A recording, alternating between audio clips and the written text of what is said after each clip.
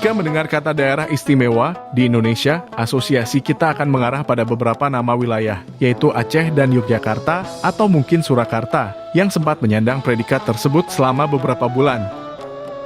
Kenyataannya, dalam riwayat pembentukan negara Indonesia sejak proklamasi kemerdekaan pada 17 Agustus 1945, hingga pengakuan kedaulatan oleh Belanda di tanggal 27 Desember 1949 dan berubahnya bentuk negara menjadi Negara Kesatuan pada tahun 1950. Terdapat lebih dari 3 wilayah daerah istimewa di Republik ini. Salah satu daerah istimewa yang mungkin kurang dikenal eksistensinya itu berada di bagian barat Pulau Kalimantan, dan terdiri dari berbagai kesultanan dan kerajaan serta daerah-daerah neo-Swapraja. Sangat unik seolah sebuah negara federasi. Daerah istimewa itu bernama Daerah Istimewa Kalimantan Barat.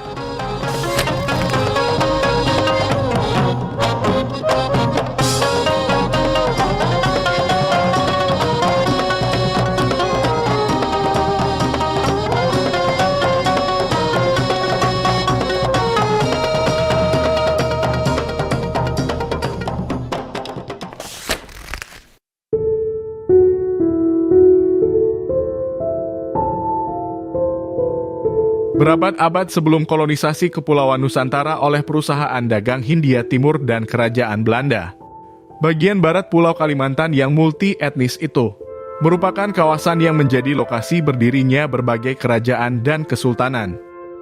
Dan sepanjang periode abad ke-18 dan 19, monarki-monarki pribumi tersebut satu persatu perlahan mulai terserap ke dalam imperium kolonial Belanda, dan kemudian menjadi bagian dari negeri koloni Hindia Belanda, di mana kedudukan pemerintahan masing-masing kesultanan dan kerajaan itu tetap diakui eksistensinya, meski tentu saja tetap berada di bawah dominasi gubernemen. Pada era kolonial, negeri-negeri monarki di Hindia Belanda secara resmi disebut sebagai Selvbesturende Landskappen alias daerah Swapraja atau daerah berpemerintahan sendiri. Daulat para raja dan sultan itu memang diakui, akan tetapi ia dibatasi dengan ketentuan-ketentuan tertentu yang ditetapkan oleh pemerintah kolonial alias gubernemen melalui serangkaian kontrak politik. Maka, sekalipun berdaulat, negeri-negeri Swapraja tersebut tidak merdeka dalam arti sepenuhnya. Dan sampai pada tahun 1940, di wilayah Kalimantan Hindia Belanda bagian barat, terdapat 12 negeri atau daerah Swapraja, masing-masing adalah 2 kesultanan dan 10 kerajaan. Mereka itu adalah Kesultanan Pontianak, Kesultanan Sambas, Kerajaan Mempawah, Kerajaan Matan, Kerajaan Sanggau, Kerajaan Sintang, Kerajaan Kubu, Kerajaan Sekadau, Kerajaan Sukadana, Kerajaan Simpang, Kerajaan Tayan, dan Kerajaan Landak. Negeri monarki-monarki tersebut bersama wilayah-wilayah di hulu Sungai Kapuas atau di timur Kerajaan Sintang, tergabung dalam suatu wilayah administratif bernama Karesidenan Kalimantan Barat alias West Borneo Residency, yang beribu kota di kota Pontianak, yang juga merupakan kota raja atau ibu negeri dari Kesultanan Pontianak. Dalam hal ini, memang sejak awal berdirinya pada tahun 1771, Kesultanan Pontianak telah menjadi negeri yang paling berpengaruh di antara sekian banyak negeri Swapraja di Kalimantan Barat, baik secara politik maupun ekonomi. Karesidenan Kalimantan Barat sendiri bersama Karesidenan Kalimantan Selatan dan Timur pada tahun 1940 merupakan bagian dari pemerintahan kegubernuran Kalimantan alias Government Borneo yang beribu kota di Banjarmasin.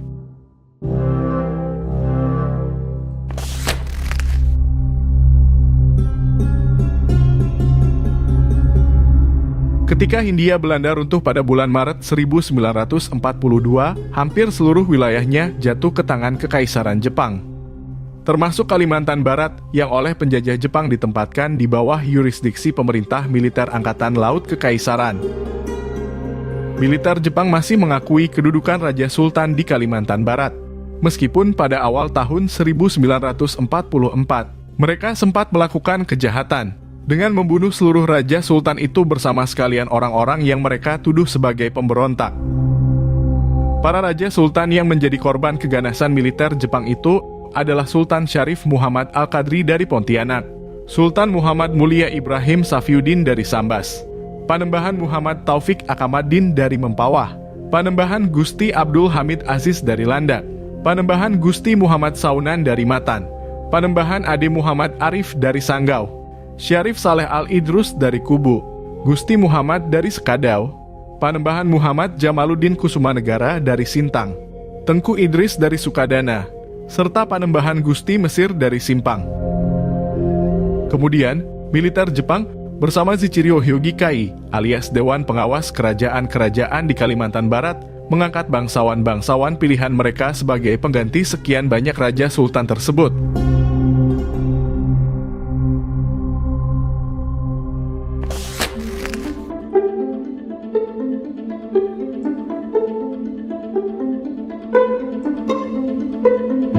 Singkat cerita, kekalahan Jepang dalam Perang Dunia Kedua kemudian disusul dengan proklamasi lahirnya Negara Republik Indonesia, yaitu pada tanggal 17 Agustus 1945.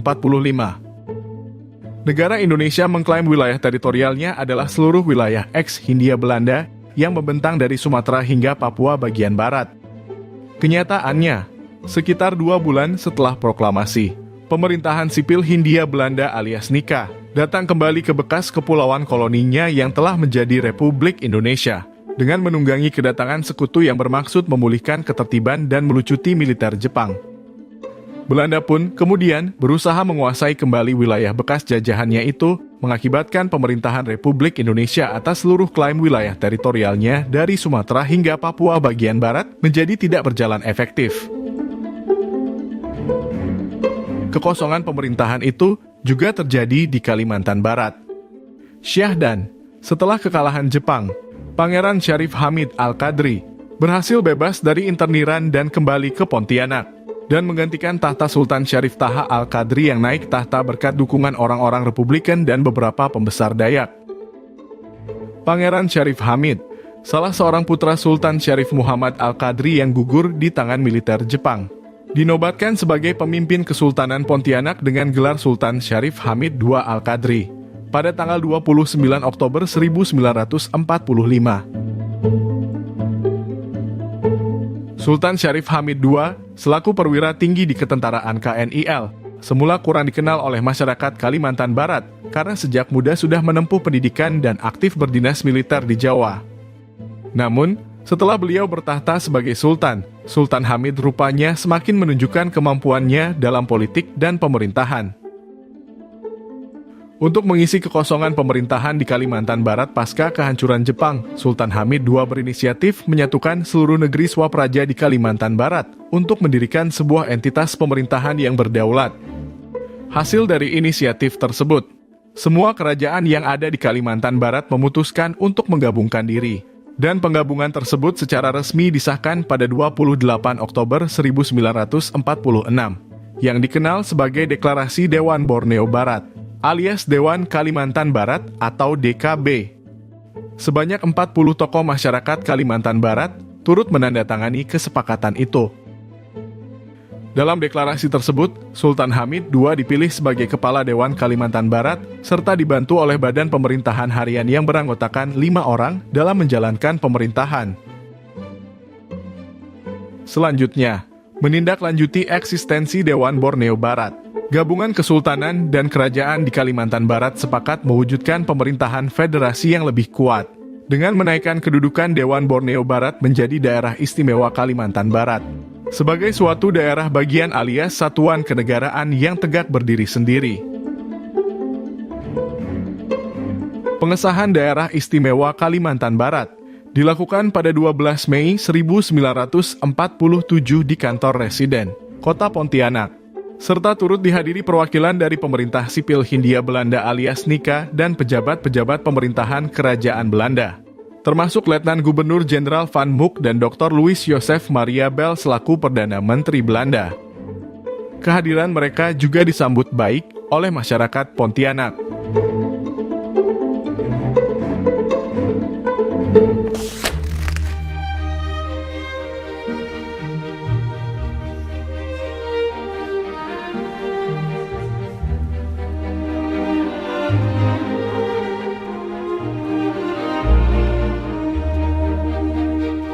Mulai saat itu, resmilah berdiri Daerah Istimewa Kalimantan Barat yang dikepalai oleh Sultan Syarif Hamid II Al-Qadri, suatu pemerintahan federasi Swapraja dan Neo-Swapraja se-Borneo Barat, yang terdiri dari Swapraja Kesultanan Pontianak, Kesultanan Sambas, Kerajaan Mempawah, Kerajaan Sintang, Kerajaan Sanggau, Kerajaan Kubu, Kerajaan Landak, Kerajaan Sekadau, Kerajaan Tayan, Kerajaan Sukadana, Kerajaan Matan, dan Kerajaan Simpang, serta 3 daerah Neo-Swapraja, yaitu Pinoh, Meliau, dan Kapuas Hulu.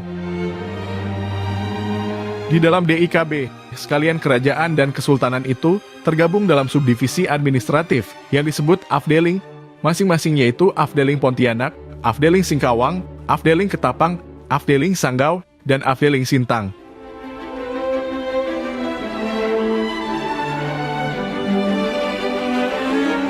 Dalam susunan birokrasinya, pemerintahan DIKB tingkat pusat berada di bawah kendali Sultan Hamid II bersama Badan Pemerintahan Harian, selaku badan eksekutif yang menjadi wakil kepala daerah DIKB. Anggota BPH tersebut masing-masing adalah Yohanes Chrysostomus Ufang Urai, A.F. Korak, Muhammad Saleh, Lim Bak Meng, serta seorang Belanda bernama Nieu Hussein yang kemudian digantikan oleh Mansur Rifai. Tugas dan fungsi Badan Pemerintahan Harian ialah untuk menjadi wakil kepala daerah. Dalam pemberitaan Koran Panji Rakyat pada tanggal 4 November 1947, disebutkan bahwa di dalam mengurusi pemerintahan DIKB yang terdiri dari bidang sosial, keuangan, pendidikan, kesehatan, lalu lintas, serta kesejahteraan rakyat, seorang kepala daerah dibantu oleh badan pemerintahan dan sekretaris yang dijabat oleh Dr. Ahabong. Lembaga eksekutif DIKB tersebut juga dibantu oleh badan legislatif alias parlemen yang beranggotakan 40 orang dan diketuai oleh Dr. J. Kiers.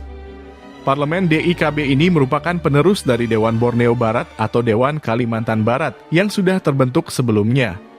Dan meskipun ia merupakan sebuah badan parlemen, namun para anggotanya bukan perwakilan dari fraksi-fraksi politik rakyat, melainkan terdiri para tokoh-tokoh adat dan pemimpin Swapraja.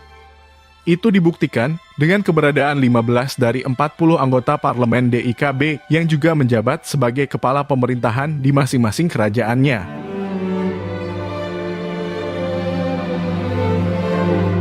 Meskipun secara umum, pemerintahan daerah istimewa Kalimantan Barat berjalan baik dan stabil, akan tetapi, bagi kaum Republikan unitaris, eksistensi Belanda di Kalimantan Barat merupakan suatu keadaan yang tidak bisa diterima. Sekalipun DIKB merupakan sebuah satuan kenegaraan yang tegak berdiri sendiri, pada prakteknya, pengaruh Belanda masih sangat terasa di pemerintahan DIKB. Itu terbukti dengan keberadaan orang-orang Belanda yang menjabat sebagai sekretaris dan ketua parlemen DIKB. Dan terlebih lagi, masih adanya kedudukan residen Kalimantan Barat yang dijabat oleh Dr. J. van der Zwal, seorang Belanda, membuat status DIKB kemudian menjadi meragukan di mata rakyat yang mendukung kemerdekaan seutuhnya.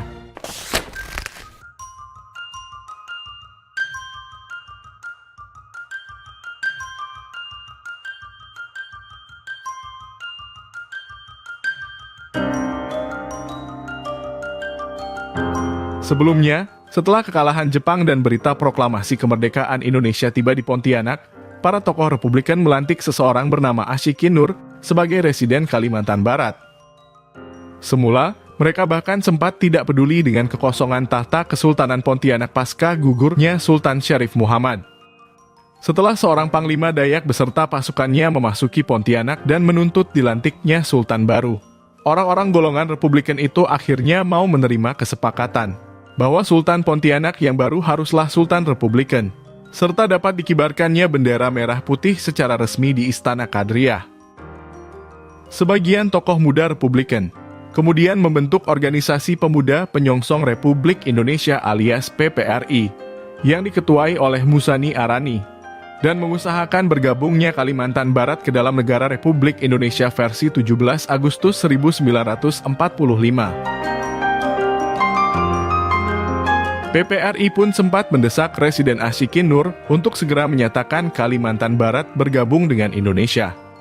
Akan tetapi, sikap Ashikin Nur yang tidak kooperatif serta terkesan menunda-nunda membuat PPRI semakin kesal. Presiden Ashikin beralasan bahwa bala tentara Jepang masih berpengaruh di Kalimantan dan ia sendiri belum dapat berhubungan dengan pemerintah pusat RI di Jakarta. Pada 14 Oktober 1945, akhirnya tentara Australia tiba di Pontianak untuk memulihkan ketertiban. Kehadiran sekutu itu rupanya ditumpangi oleh pemerintah sipil Hindia Belanda alias NICA. Esok harinya, PPRI mengumpulkan ribuan massa di lapangan kebun sayur, mengibarkan bendera merah putih, dan menyatakan setia berdiri di belakang pemerintah Indonesia. Pada 22 Oktober 1945, golongan Republikan semakin kecewa karena Residen Ashikin Nur justru menyerahkan jabatan Residen Kalbar kepada Dr. van der Zwaal. Sebagai seorang residen yang dipilih oleh kaum Republikan, mereka menganggap Ashikin Nur telah berkhianat. Untuk menenangkan keadaan, Sultan Hamid II sempat mengundang PPRI ke Istana Kadriah, bermaksud mengajak untuk bergabung ke dalam pemerintahan dan bekerja sama dengan NICA. Suatu tawaran yang ditolak mentah-mentah oleh PPRI.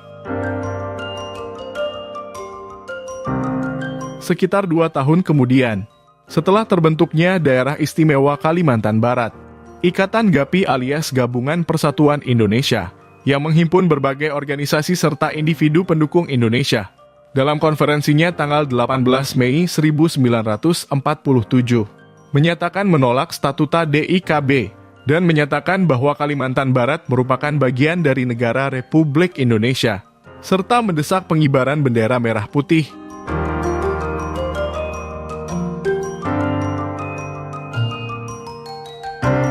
Memang pada awalnya, cita-cita untuk mendirikan DIKB adalah demi mewadahi suatu entitas pemerintahan baru, yang tetap mempertahankan eksistensi politik masing-masing kerajaan dan kesultanan di Kalimantan Barat, yang memang sudah ada sejak beratus tahun sebelum proklamasi kemerdekaan Indonesia, serta memiliki hak untuk terus hidup dan memerintah. Namun, pada pelaksanaannya, selanjutnya justru terdapat pemerintahan ganda di dalam tubuh DIKB. Sosok Sultan Syarif Hamid II Al-Qadri memang menjabat sebagai kepala DIKB. Akan tetapi, di sisi lain, ada Dr. van der Zwaal yang berkuasa sebagai residen, selaku kepanjangan tangan pemerintah pendudukan Belanda di Jakarta. Dan seperti diketahui, Belanda juga menempatkan 2 pejabatnya dalam DIKB, yaitu Nieuwen Huijsen sebagai anggota Badan Pemerintahan Harian, serta Ahabom sebagai sekretaris DIKB. Bahkan, Ketua Dewan Kalimantan Barat yang merupakan parlemen DIKB, dipegang oleh Dr. J. Kiers yang merupakan seorang pejabat Belanda. Itu pun masih ditambah pula dengan 3 pejabat Belanda yang juga duduk sebagai perwakilan golongan Eropa di parlemen DIKB. Meskipun jumlahnya sedikit, pejabat Belanda justru menguasai posisi penting sebagai ketua parlemen dibanding jumlah anggota perwakilan lain dari kalangan pribumi yang jauh lebih banyak. Parlemen DIKB kemudian mengeluarkan surat keputusan nomor 179/DW tanggal 22 September 1947 mengadopsi Statuta DIKB dan menjadikannya sebagai peraturan dasar Daerah Istimewa Kalimantan Barat. Pemerintah DIKB dan perangkatnya baru mendapatkan pengakuan dari pemerintah pendudukan Belanda pada 2 Maret 1948 melalui keputusan Letnan Gubernur Jenderal Hindia Belanda nomor 8 tahun 1948.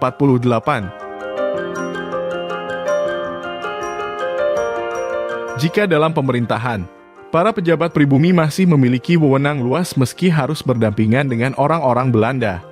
Namun jika menyangkut urusan keamanan dan pertahanan, DIKB masih harus bergantung pada Belanda melalui tentara KNIL maupun aparat kepolisiannya. Hanya saja, menurut statuta, pemerintah DIKB diperbolehkan membentuk tentara federal. Tentara federal yang berkekuatan 1 kompi tersebut banyak diisi oleh pemuda-pemuda dari suku Dayak, membuat mereka lalu dikenal sebagai Kompi Dayak. Dalam bidang hubungan luar negeri, DIKB pernah menjalin hubungan koordinasi antar pemerintahan daerah-daerah di Kalimantan, seperti dengan negara Kalimantan Timur dan juga dengan daerah Dayak Besar. Termasuk pula hubungannya dalam bingkai organisasi BFO, di mana Sultan Hamid II mewakili Kalimantan Barat dalam badan tersebut dan pernah menjabat sebagai ketuanya.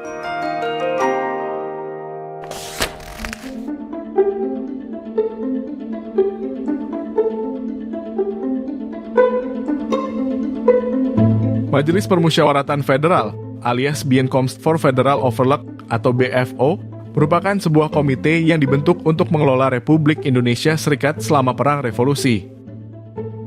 Sebelumnya, pada tanggal 27 Mei 1948 di Bandung, dalam rangka demi mendapatkan kembali simpati bangsa Indonesia, Letnan Gubernur Jenderal Van Mook mengadakan konferensi untuk mewujudkan rencananya membentuk negara Indonesia Serikat, yang dihadiri berbagai negara dan daerah otonom di luar negara Republik Indonesia, termasuk daerah istimewa Kalimantan Barat. Namun, saat itu para peserta konferensi kecewa karena Van Mook tidak memberikan kesempatan bagi mereka untuk mengajukan keberatan ataupun usul pengubahan rancangan pemerintah federal sementara. Kekecewaan itulah yang membuat Raja Ida Anak Agung Gede Agung dari Kerajaan Gianyar dan Raden Adil Puradireja dari Pasundan sepakat kembali mengadakan konferensi serupa yang bertujuan membuat rancangan pemerintahan federal Indonesia di luar arahan Van Mook. Konferensi tersebut diadakan di Bandung tanggal 7 Juli 1948 dan resmi diberi nama Konferensi Satuan-Satuan Kenegaraan atau Konferensi Kenegaraan. Konferensi Kenegaraan inilah yang kemudian disebut sebagai Majelis Permusyawaratan Federal alias BFO, yang anggotanya terdiri dari para perwakilan negara bagian dan daerah bagian di luar RI, seperti negara Sumatera Timur, negara Indonesia Timur, negara Kalimantan Timur, daerah Dayak Besar, serta daerah istimewa Kalimantan Barat.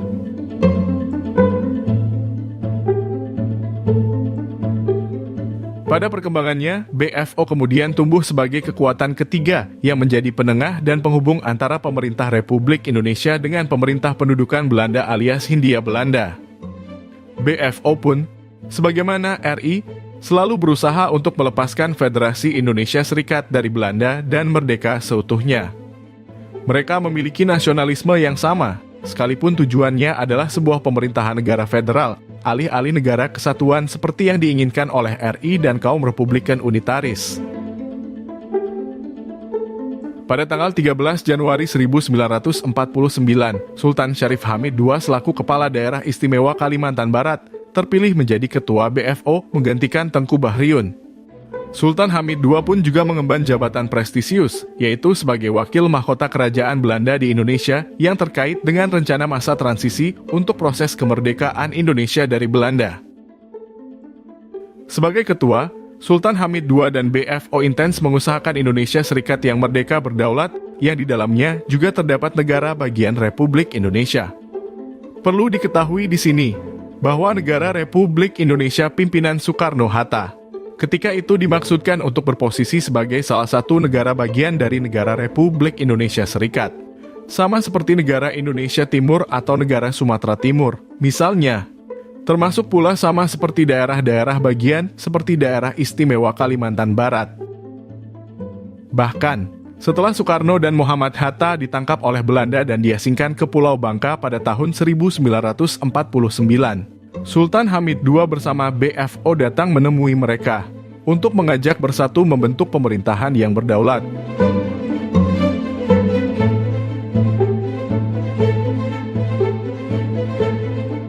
Setelah serangkaian proses dan perjuangan, pada tanggal 27 Desember 1949, Belanda akhirnya menyerah dan mengakui kemerdekaan serta kedaulatan negara Republik Indonesia Serikat alias RIS. Sultan Hamid II selaku Ketua BFO bersama Muhammad Hatta selaku Perdana Menteri RIS yang hadir dalam konferensi meja bundar di Belanda turut mengesahkan pengakuan kedaulatan tersebut. Sebelumnya, di Siti Hinggil Keraton Yogyakarta, Insinyur Soekarno telah dilantik sebagai Presiden Negara Republik Indonesia Serikat. Setelah RIS terbentuk, daerah istimewa Kalimantan Barat pun otomatis tergabung di dalamnya sebagai salah satu dari sekian banyak negara bagian dan daerah bagian.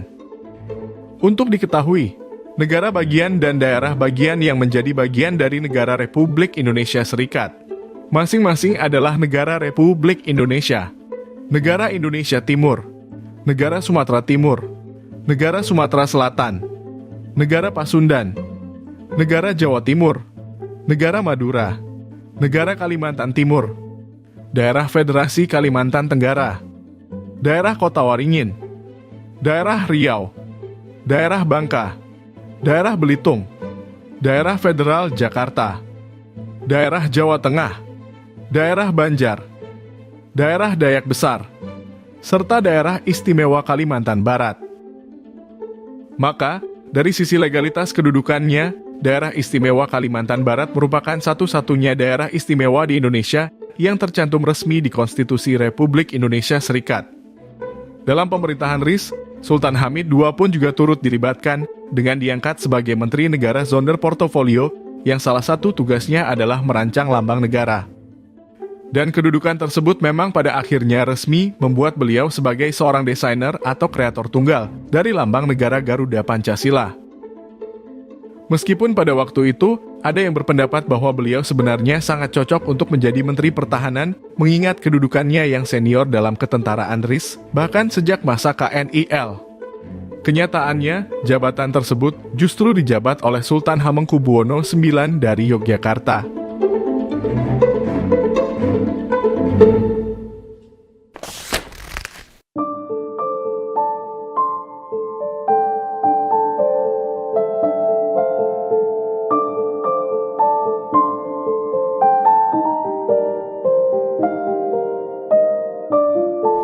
Merdeka, tetap.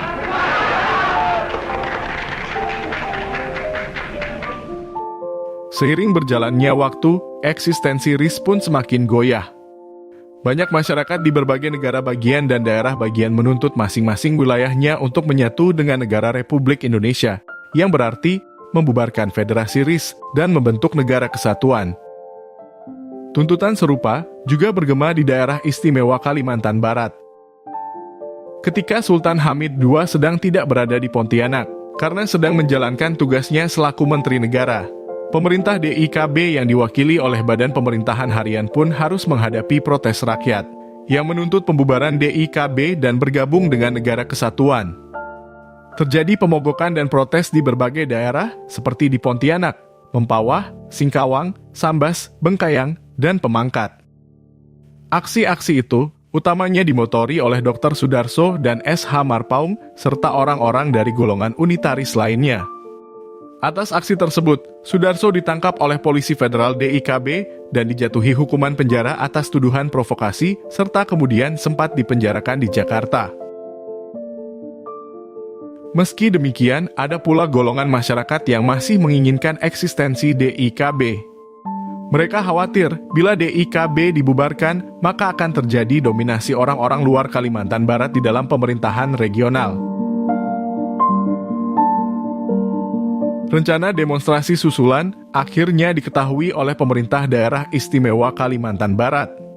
Maka pada 17 Maret 1950, pemerintah DIKB melarang protes-protes tersebut. Selain demonstrasi, rapat-rapat mengenai pemogokan juga dilarang. Dewan Perwakilan Rakyat RIS di Jakarta pun juga menyetujui pelarangan tersebut. Akibat segala bentuk pelarangan yang terjadi, membuat sebagian kaum unitaris menempuh jalan radikal, yaitu melakukan pemberontakan bersenjata. Unitaris bernama Ali Anjang dan Sarimin Minhaj bahkan membentuk Barisan Pemberontakan Indonesia Kalimantan Barat. Pada bulan Maret 1950, 35 orang pasukan pemberontak bersenjata lengkap merapat dan mendarat di Pelabuhan Laut Singkawang. 9 orang pasukan mendarat di Sungai Duri. 30 orang pasukan juga mendarat di Mempawah. Untuk sementara, kekacauan tersebut masih bisa ditangani oleh pemerintah DIKB. Namun, para pendukung Negara Kesatuan Republik Indonesia yang berpusat di Yogyakarta berusaha mendelegitimasi keberadaan negara bagian dan daerah bagian RIS, termasuk daerah istimewa Kalimantan Barat. Operasi intelijen di bawah Kolonel Zulkifli Lubis dan Mayor Cilik Riwut telah mempengaruhi seorang tokoh Dayak di pemerintahan DIKB, yaitu JCU Fang Urai, agar berpaling haluan dari mendukung negara serikat atau federalis, menjadi pendukung negara kesatuan. Operasi itu juga berhasil membungkam para pendukung federasi, termasuk para tokoh-tokohnya. Kondisi tersebut diperparah oleh intervensi Sultan Hamengkubuwono IX selaku Menteri Pertahanan, yang tiba-tiba mengirim sejumlah pasukan, yang dipimpin oleh Letkol Infanteri Sukanda Brata-Menggala dan Kapten Infanteri Yohanes Peyoh, ke Pontianak, tanpa sepengetahuan dan persetujuan dari Sultan Hamid II selaku Kepala Daerah Istimewa Kalimantan Barat. Hal tersebut merupakan sesuatu yang sangat tidak bisa diterima oleh Sultan Hamid II.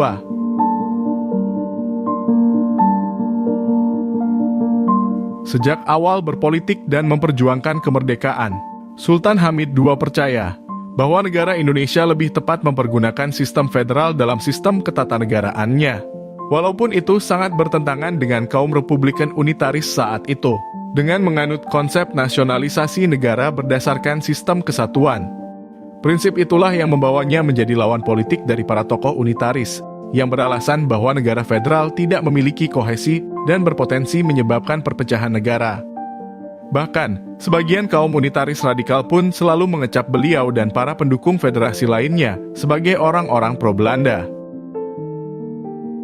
Dalam pengakuan Sultan Hamid II, jikapun pembentukan Negara Kesatuan Republik Indonesia harus dilakukan karena itu adalah kehendak rakyat, beliau siap untuk menggabungkan DIKB dengan NKRI. Akan tetapi, pembubaran RIS dan penggabungan DIKB ke dalam NKRI itu harus berjalan secara konstitusional. Sebelumnya, Sultan Hamid II bahkan telah mempersiapkan satu kompi KNIL dan satu kompi Dayak untuk bergabung dengan Angkatan Perang Republik Indonesia Serikat atau APRIS. Tetapi, langkah Sultan Hamid yang mengumpulkan pasukan lokal itu justru dituduh hendak membentuk tentara DIKB untuk menandingi kedatangan TNI APRIS dari pusat. Pasukan yang dikirim oleh Menteri Pertahanan pun menduduki Kalimantan Barat, khususnya kota Pontianak. Karena pemerintah DIKB telah tersudut. Pada bulan April 1950, Ufang Urai selaku anggota Badan Pemerintahan Harian DIKB pun mengeluarkan keputusan mendukung pembentukan dan perubahan bentuk Republik Indonesia dari negara Federasi Serikat menjadi negara kesatuan, dengan syarat bahwa otonomi seluas mungkin harus diberikan kepada semua provinsi, serta jaminan bahwa wilayah administratif Kalimantan Barat yang sudah ada untuk tidak dikurangi. Dan berdasarkan keputusan Dewan Kalimantan Barat, tanggal 7 Mei 1950, masing-masing nomor 234-R dan nomor 235, baik Badan Pemerintahan Harian DIKB maupun penjabat kepala daerah DIKB menyerahkan wewenangnya kepada pemerintah pusat RIS, yang diwakili oleh seorang pejabat yang berpangkat residen di Pontianak. Selanjutnya, Menteri Dalam Negeri RIS, dengan surat keputusan 24 Mei 1950 nomor BZ17-2-47, menetapkan bahwa segala hak-hak dan kewajiban pemerintahan yang diserahkan tersebut untuk sementara dijalankan oleh seorang residen Kalimantan Barat yang berkedudukan di Pontianak.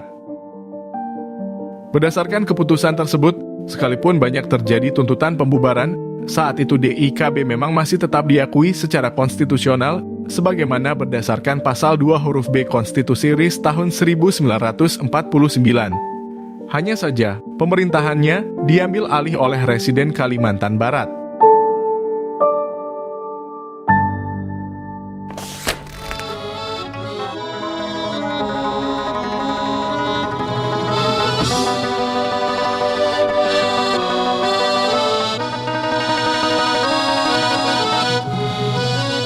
Seiring berjalannya waktu, terkhusus setelah disepakatinya mosi integral Muhammad Natsir di Parlemen Pusat, maka Dewan Perwakilan Rakyat Negara Republik Indonesia Serikat menyetujui integrasi daerah istimewa Kalimantan Barat ke dalam negara Republik Indonesia dengan mengeluarkan peraturan pemerintah RIS nomor 21/1950 tanggal 4 Agustus 1950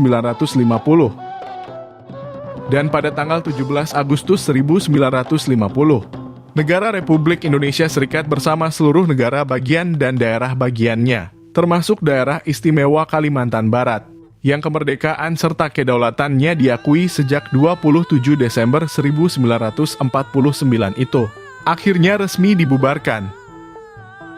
Wilayah eks daerah istimewa Kalimantan Barat selanjutnya sempat menjadi karesidenan di bawah Provinsi Kalimantan yang beribu kota di Banjarmasin. Dan kemudian sejak tahun 1957 telah berdiri sendiri sebagai Provinsi Kalimantan Barat, dengan ibu kota di Pontianak.